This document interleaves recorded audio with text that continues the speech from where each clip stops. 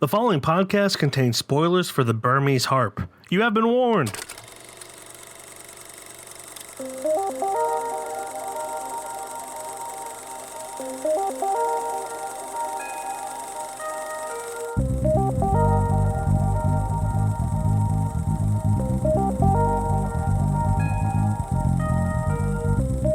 What's up, everybody? Welcome back to another episode of KFR News Radio. This is your host, Klinsman Button, along with your host, Miguel Magusto. It's felt a lot easier to say this time than it did last week. Well, yeah, I mean, I think we're in for a slightly more fun episode this week. Not Very that slightly. like this is a comedy or anything, the movie we're talking about, but it's not about child torture or child assault or abuse or anything like that. It's death on a different scale. It is. It is, and it's still sad, but it's not as sad. I mean, it's sad, but it's not as... Yeah. It's sad, not as sad.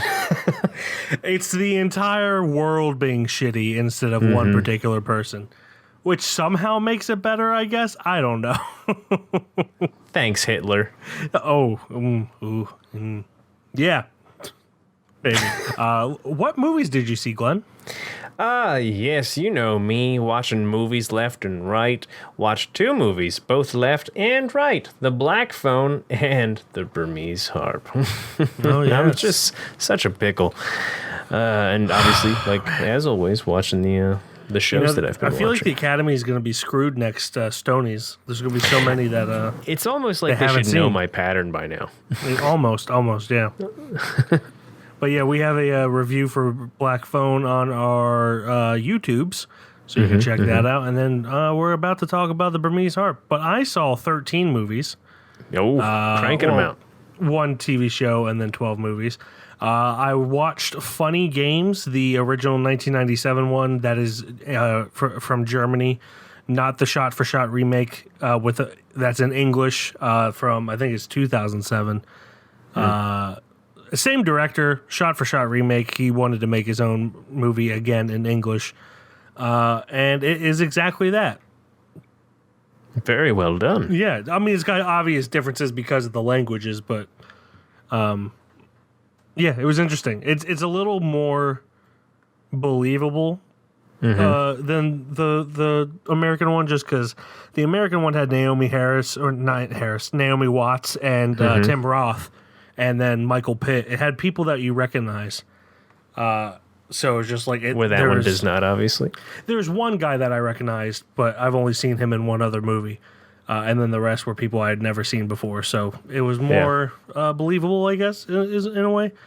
But yeah, pretty good movie. That is on the 1001 Movies You Must See Before You Die, but I did not watch it for the series. I will rewatch it for the series at some point, but that's not what I watched it this time around. Then, and my boy... My blood, my son. We watched Toy Story together. He loved it. He was just quietly.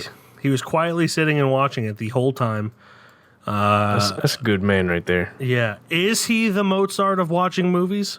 Probably, but who am I to judge? No, every time we watch a movie that he actually likes and is interested in, I'm amazed at how much he can just sit still and watch it. Because he's only 1 year old. And, Do be his father's son, after all. He do be his father's son, yes. But yeah, glad that he liked that. I tried watching 2 and 3 as well, but he was I think he was just over-sitting at that point. Yeah. So we'll try those another time.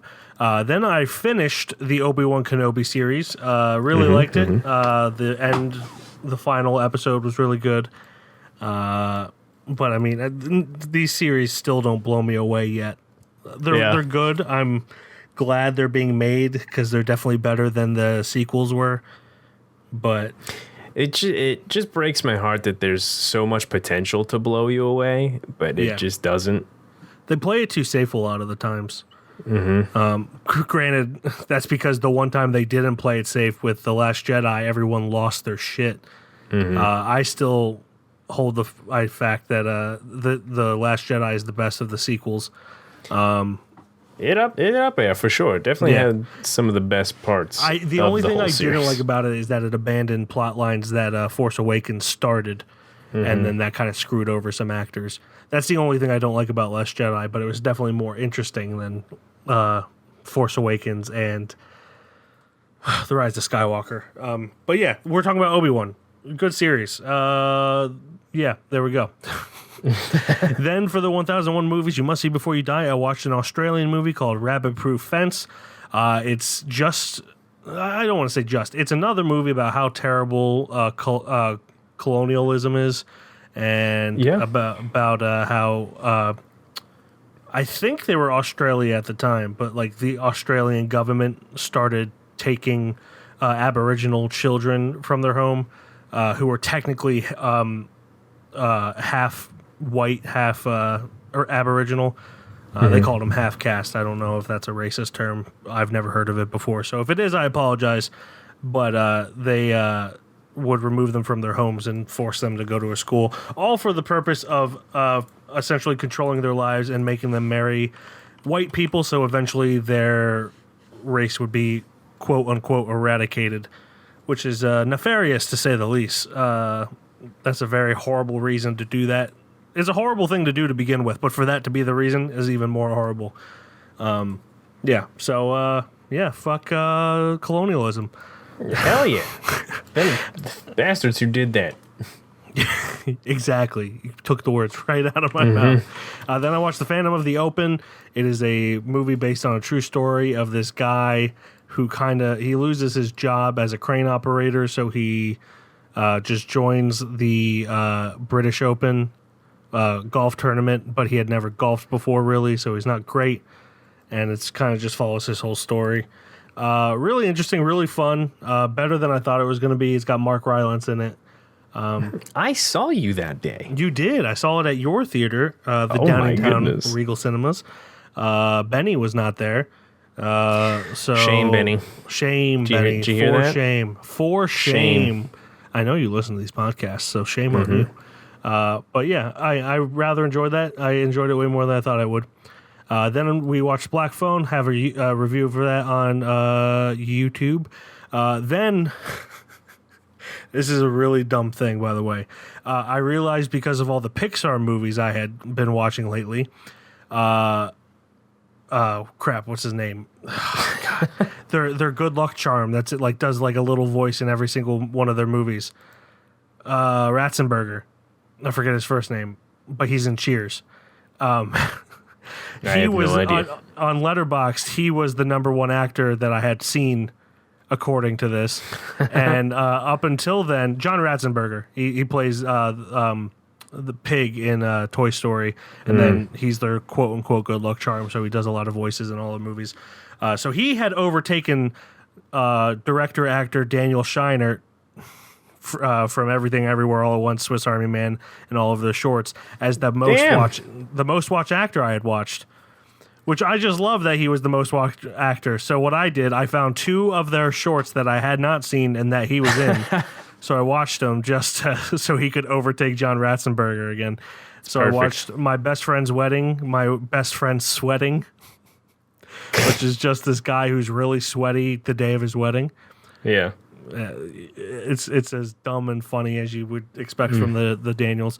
And then I watched Tides of Heart, which just is a very short one about a boat coming out of a guy's chest. And they've really just let the imagination flow. They really do. They're just like, yo, what if that boat just came out of your chest? That boat that's on your shirt, what if it came out of your chest? That's the whole short. It's perfect. Yeah. So now Daniel Scheinert still reigns supreme as my most watched actor. I will only accept if Owen Wilson, Paul Newman, or Robert Duvall overtakes him. Just because they're... I don't want to say John Ratzenberger is not a legitimate actor, but he's no Daniel Scheinert. Live action. He did not get spanked by Michelle Yeoh on Everything Everywhere All at Once. It's true. There we go. Then for the 1001 movies you must see before you die, I watched Pickpocket. That is going to be part of my August episode because I'm trying to stay ahead and find out what I thought then. Then I watched The Hustler with Paul Newman. Jesus Christ. Also for the 1001 movies you must see before you die. That will also be in the August episode. Then watch The Burmese Harp. We're getting into it in just a second. Yesterday, I watched The Passion of Darkly Noon, which is a Brendan Fraser movie with Viggo Mortensen and Ashley Judd, where he plays like a religious zealot who lost his family and kind of gets adopted by this couple who is his age. It's really weird. Perfect. I think he was supposed to be much younger than he is.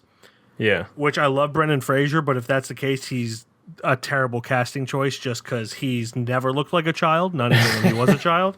Just always a handsome man. He came out a handsome devil and had the jaw that could cut glass.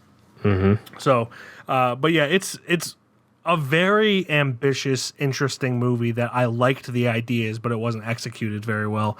So I think it would be a great candidate for a remake because it's like the story's good, the whole thing's there, the whole idea of like a religious zealot being tempted by this woman who he thinks is beautiful and sexy and all that, and it's an interesting story. It's hard to explain without it sounding like a Skinamax movie, but it's not. It's deeper than that. It goes into the whole idea of like Brendan Fraser. Religious abuse and everything. Yeah. So it's very interesting, but not executed well. Then for the 1001 movies you must see before you die, I watched Carmen Jones. That will also be included in the August episode of my series. This was interesting because it is from 1954 and is a musical, but has an entirely African American cast. Something that is unheard of back then. I was going to say unheard of. Yeah. The director, Otto Preminger, actually had to finance it entirely himself in order to get it made. And he was white. Crazy. So, yeah. Just good an for him. Interesting idea. Yeah. It's a adaptation of the opera Carmen. For those of you who are familiar with it, it's a very famous opera. That's all you need to know. If you hear the music in it, you'll recognize the melodies. They obviously changed the lyrics to be English and have to do with the 50s and everything in America. And it was pretty interesting. I was kind of bored with it up until the last 10, 15 minutes, and then it really picked up. Just grabbed you on in. It did. But that's all. That's all. It took 10 minutes for me to go through those. But yeah, so that does it for the movies I watched. Let's get into the Burmese harp.2020年圧倒的に強力な連合軍にビルマの山奥に追い詰められた私たちはそれでも歌を歌うことを忘れなかったのです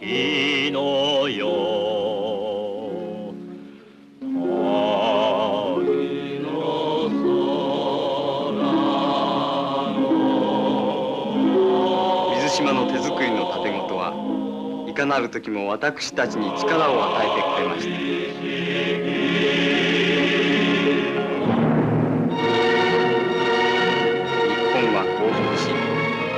水島は使者として三角山の部隊に降伏を進めに行きました。これから当てる今は無意味だ。日本のためにもならず、日本人のためにもならず、自分のためにもなりません。無意味です。何意味だ！In the war's closing days, when a conscience-driven Japanese soldier fails to get his countrymen to surrender to overwhelming force, he adopts the lifestyle of a Buddhist monk. Nice. Nice. I don't think you stuttered. I almost did a couple times. Well, you covered it very well. But I found the willpower. Yeah. It is directed by Kan Ichikawa. Written by, I'm assuming that the novel is by Michio Takayama and the screenplay is Natowada. It is starring Rentaro Mikuni, Shoji Yasui, Tatsuya Mihashi, and Jun Hamamura. I'm pretty sure those are the close enough to correct pronunciations where I didn't completely embarrass myself. But only time will tell. Yes. Yeah, this was selected by our streaming roulette process, and I didn't really know what to expect going. Obviously, I knew the plot was about a Buddhist monk and everything, but it was a little more hopeful than I was expecting it to be. It wasn't a completely like downer movie that a lot of war movies, especially from Japan, were because of being the victim of a nuclear attack and everything. Yeah.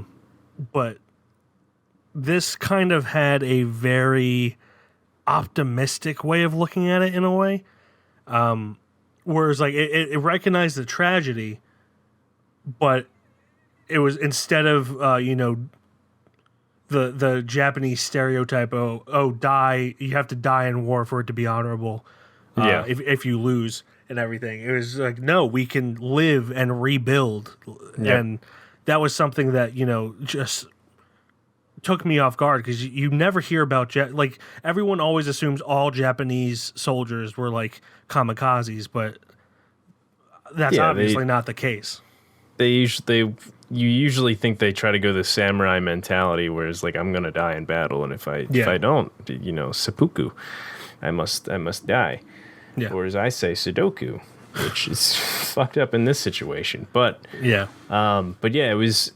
I've never watched too many World War II movies from like the Japanese point of view, except for like I think Letters to Iwo Jima. There's probably a couple more. that was even directed by Clint Eastwood. I mean, it's from the Japanese perspective, but it's American made. It's just American guide. Yeah, but yeah, you don't really see. At least I haven't seen too many from the Japanese perspective from the Japanese filmmakers. Yeah. It was really nice to be able to get like a breath of fresh air, knowing that it wasn't all like the stereotypes and shit like we usually see. Like you were saying, the soldiers they surrendered, and then they didn't.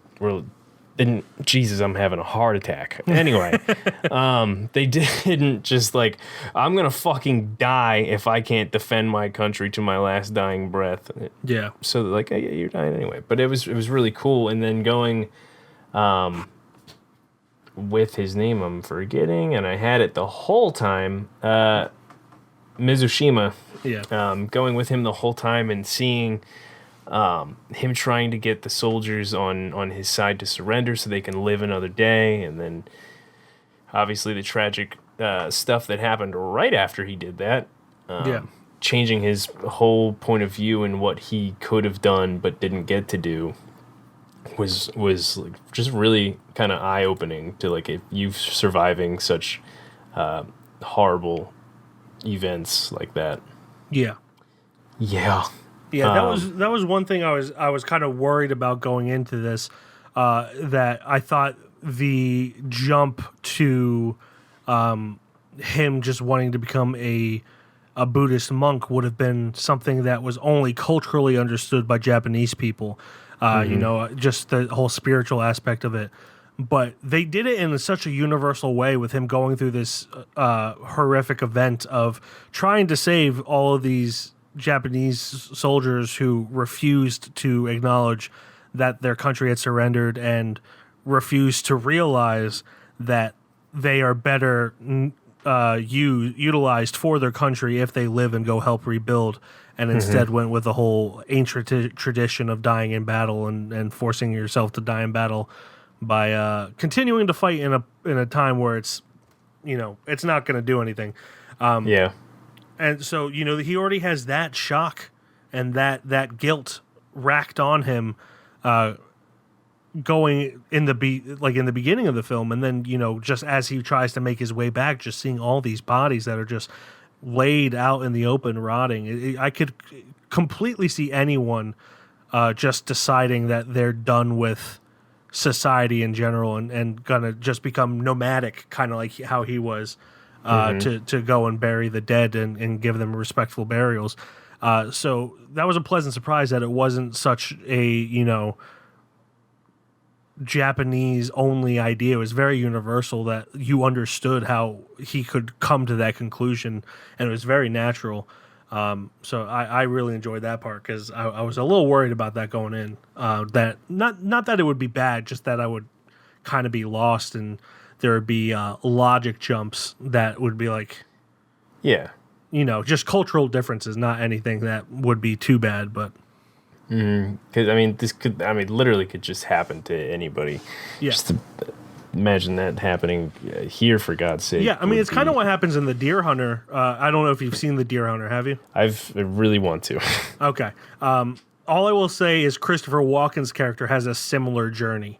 I'm not going to say anything else. It's much different than this, but it's very similar, the mindset.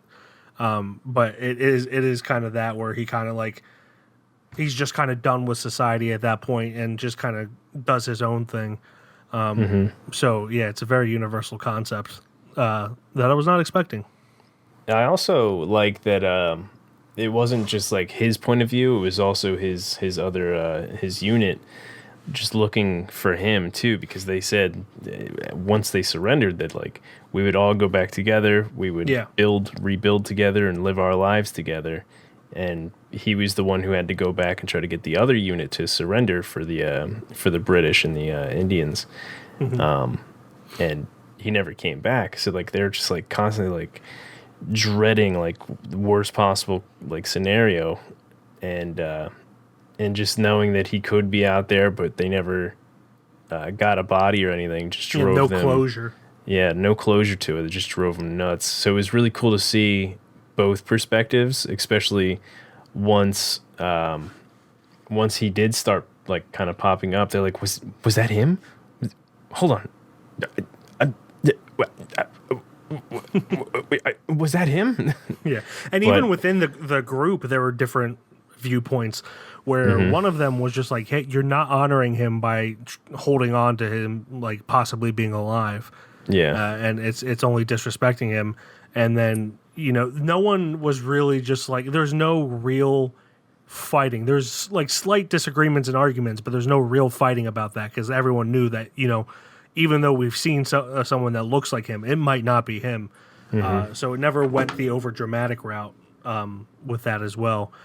So that was really appreciated. But the beginning of this, before they surrendered, when they're kind of trying to trick the British soldiers by like dancing and singing and making them think that they don't see them. And then when the British people started singing, the British soldiers, I thought that this was kind of going to be like the Joyeux Noel story. I don't know if are you familiar with that?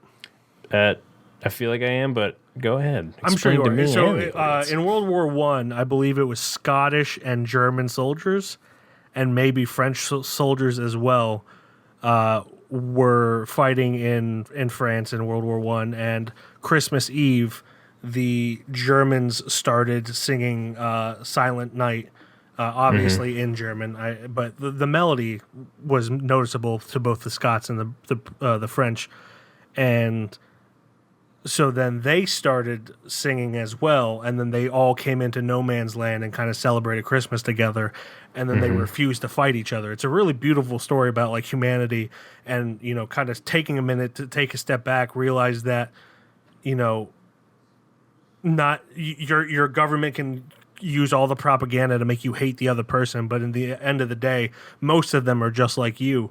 And so I thought it was going to be like that when the British people started singing.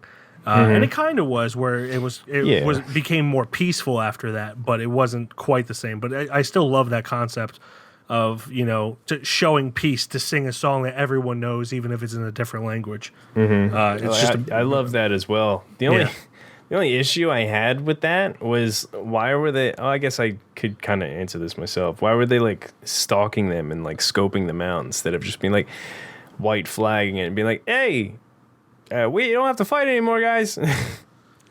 But I'm sure there's like war etiquette or something, or it might have just been a creative choice to build tension. Yeah, which is great, but also like it's you with the Japanese code, it's kind of like the way of honor is they're going to go out fight most likely. So I also don't blame them for stalking. But yeah, with that stereotype, it's definitely, you know, understandable that they would take some caution in approaching. It's a difficult thing. I mean, obviously, I'm not a soldier. I will never be a soldier. I personally think fighting for a government is stupid. Not like your people, but the government, because governments are never great and never fighting for your people reasons. Is one thing. Yeah, Definitely fighting for your people is one thing, but fighting for the government is not. Especially ones that they start. Yeah. We Not haven't pointing had any fingers. Yeah. Oh man.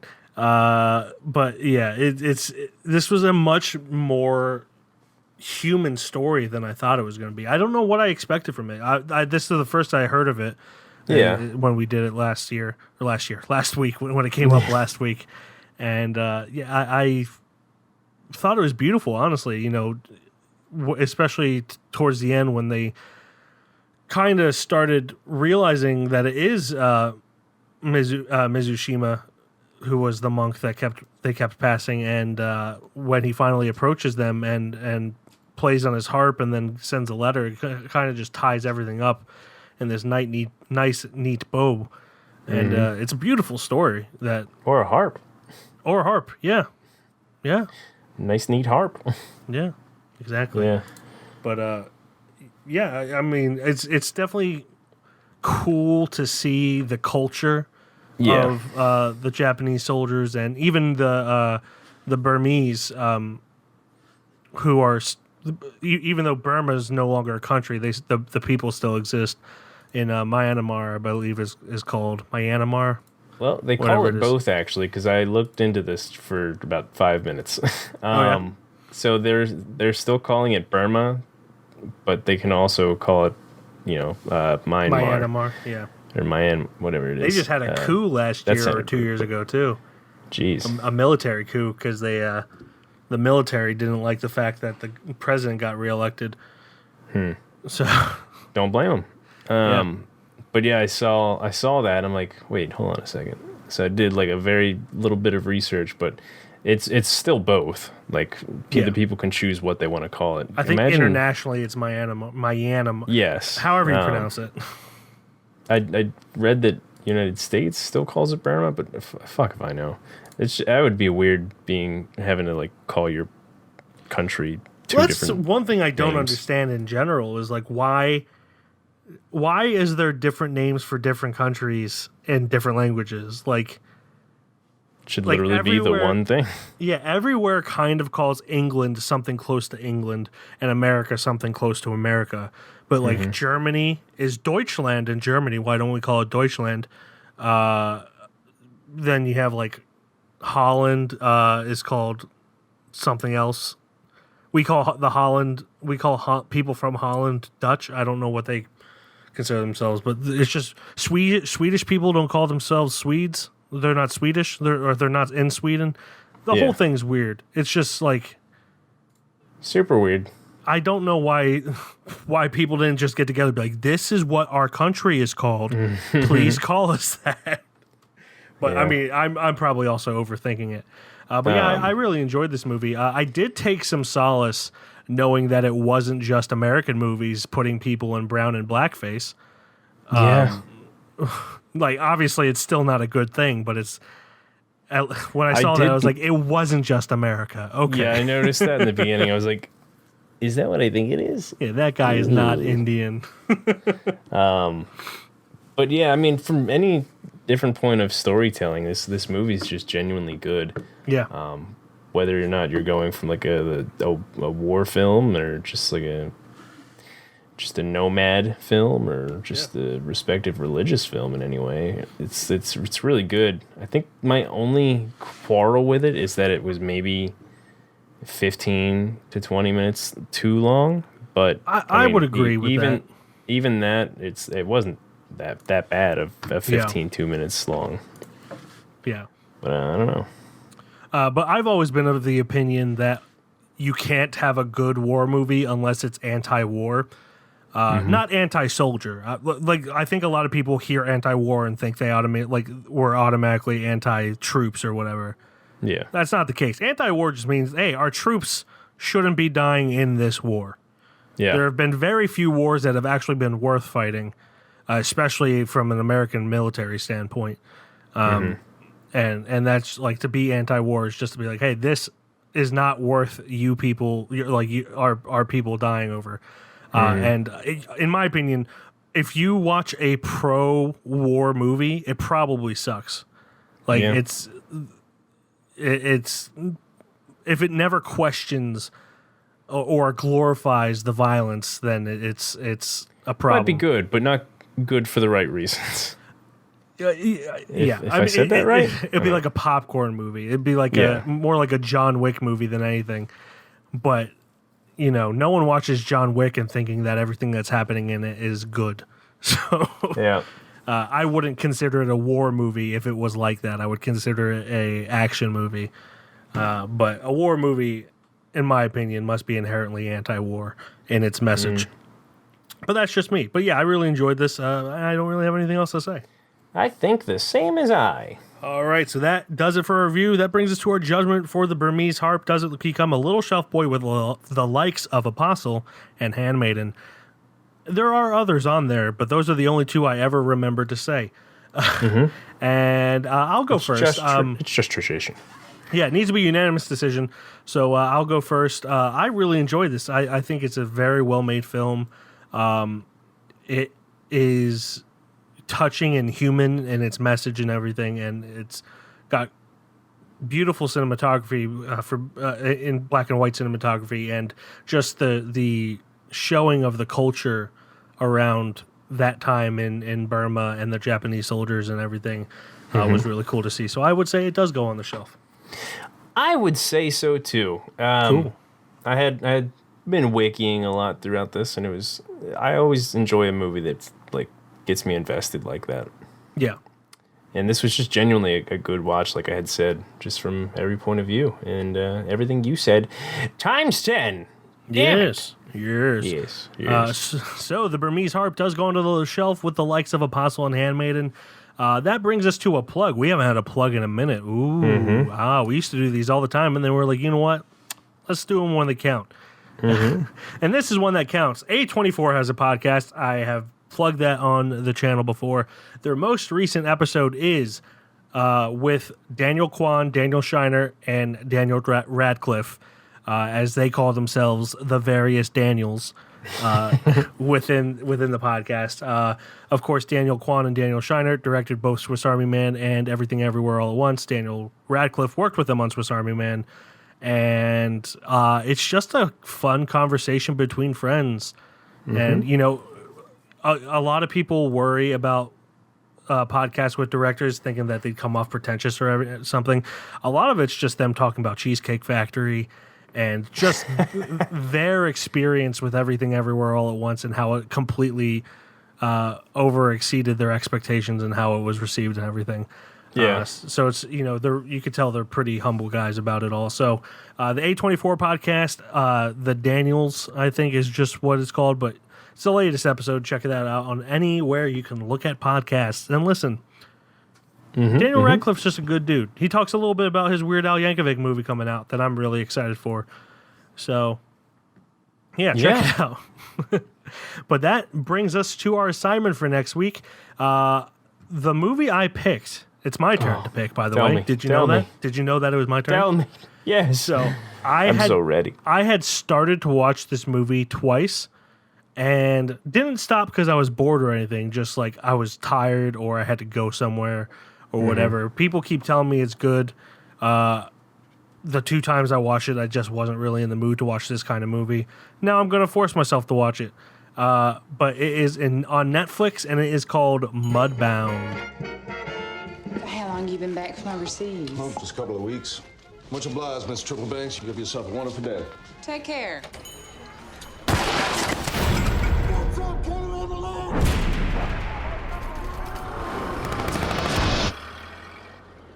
It's all right.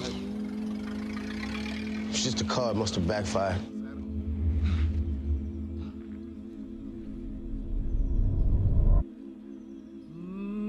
They say it stops eventually.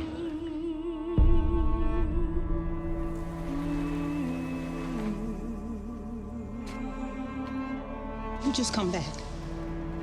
Come all the way back. My nightmare's always the same. I scream.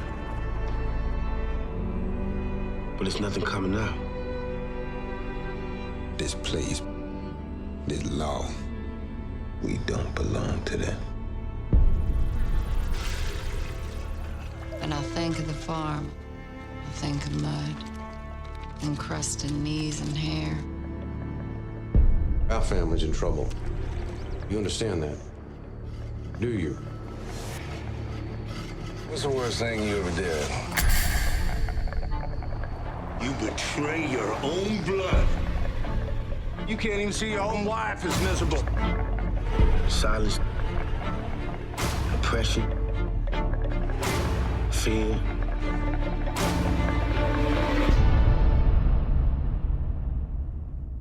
It would take an extraordinary man to beat all that. Amen. Apparently, you have not watched it. I checked your Letterboxd. I so have if you have not. watched it, okay. This has been on the list though for a while. Yeah, it's been on my list as well. To be 5 years to be exact. Yeah. Oh my God, it came out. It feels like it came out like last year. How does it come out 5 years ago? It is crazy. So, Mudbound, two young men, oh, no, not young men, why did I put that word in?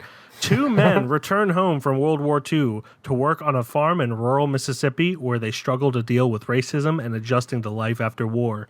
It is directed by Dee Reese, written by Virgil Williams.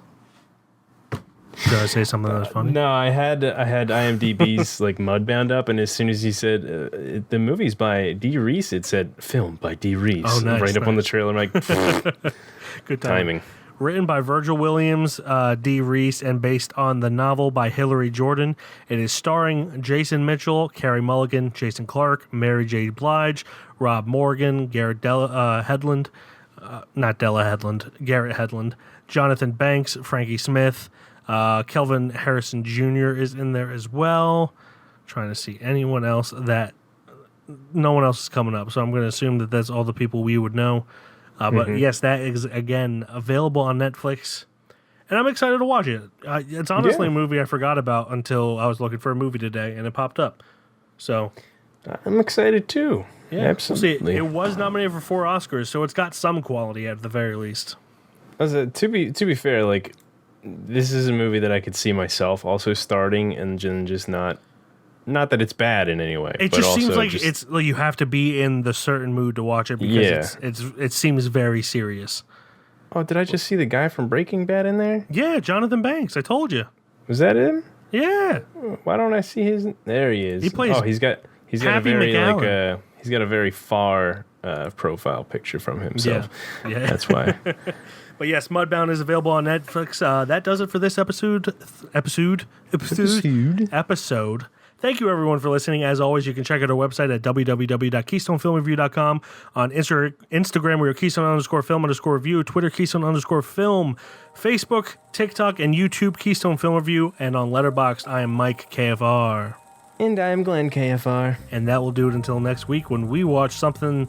Watching just this trailer on silence looks very serious, and I'm okay with that. But super serious. Be ready for a serious movie. Not as serious as last week's. Get ready for some serious business. Serious podcasting. Business. Yes. Bye-bye now.